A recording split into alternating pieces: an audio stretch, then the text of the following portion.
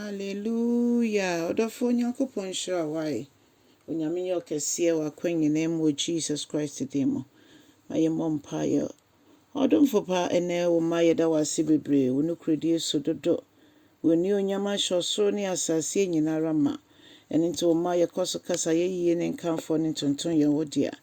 Yada wase wona watwe wie ye Awurade ne pa wo ye ma ye bro ya adwene ne ntiase so. Obambo no nhwe so pa wo de ahye wo nyam ebio so ye bompa ye nenso bra ye twen wanimu ye so na Awurade wakasa akire ye na wo de wasam aboa ye aboye ho ban e de ye afa edai mu aye ho emma asem yada wase so be ye fi osefo fidi sum nyina mu na wo ma ye di nkunim e de ahye wo nyam e wo Jesus Christ di me ye bompa ye amen. Odofo ma akwa banan so de bauti ase senjumedi so yebefa yakenkan sama fi Yohane Asɛmpa tidun son ndi chemu nsia kosi enkron Yohane Asɛmpa tidun edun son ensia kosi enkron no adofo menti Awurade asɛm o say madam wedi omo a wodi omo madam ehudi akre omo a wodi omo efi wiase emaame no anase wuyi omo free wiase no na omo nyina eye wodi ada omo ye wodi ada na wo Awurade na wodi omo maame eni nyina ye Yesu na o kasai na obo mpaye ma na chidifo no na say omo eso wasem no nsumo na afei omunim bibia se we meme ya chede a wode me ama omo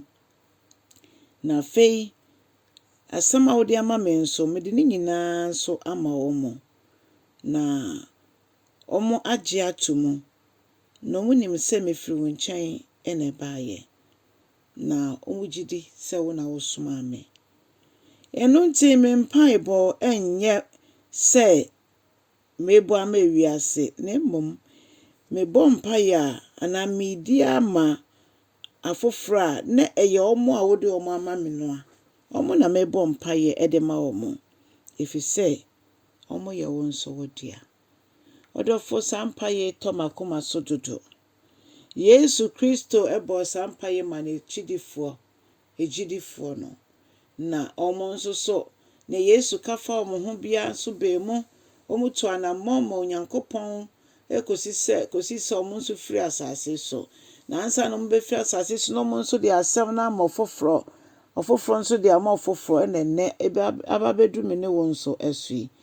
2000 years ago over 2000 years ago ena Yesu ebo sampa yi na enije seme wo mu ne se ebro omo de asem no ama yen maidu yen sui Yesu sabre nso so te jenese nifa so di ma mene wo o di ma ne magidifo adofonom Awurade nem ne ma empire Yesu boy ewo bebi a yakan sese di adanse se Awurade ani wo so eno ntie njemu empa ba efise otiase a odi ma yen kurai odofo fa ho to no so ede be no Nyankopɔn timi nye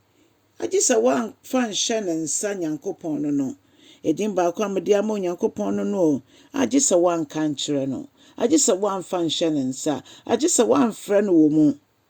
wo frɛ no ko ade a obeba na obeyama na abro dia wo ebisa no nia me nso mebisa no adofo Yesu abɔ sampa ye ama ye nti moma yenya awerɛhyɛm ne ahotoso na de nyina ye ne nyankita hodi a emu oden sa na ohwehwɛ se ye ne no benya kita hodi emu oden brofo beka say intimacy